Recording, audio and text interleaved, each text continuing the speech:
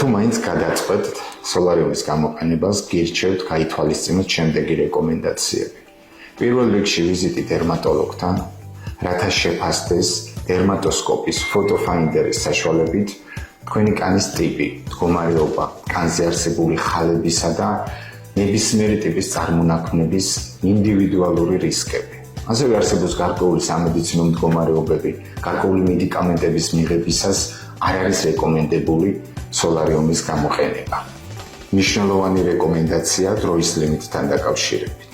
პირველად სეანსზე არ გამოიყენოთ სოლარიუმი რეკომენდებულ დროზე მეტხანს. ეს დრო დაახლოებით შეადგენს 5-დან 10 წუთი. სოლარიუმის გამოყენების შემდეგ აქტიურად გჭირდებათ დამატენიანებელი კრემებისა და ლოსიონების გამოყენება, რათა ულტრაისფერი სხივები იწვევს კანის გამოშრობას. მიიღეთ საკმარისი რაოდენობით წყალი დეჰიდრატაციის თავიდან ასაცილებლად. არ გამოიყენოთ სოლარიუმი ძალიან ხშირად.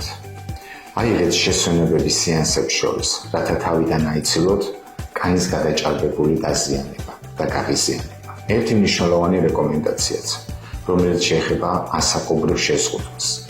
მსოფლიოს უმეტეს ქვეყნებში კანონით აკრძალულია სოლარიუმის გამოყენება 18 წლამდე ასაკის პირებისთვის.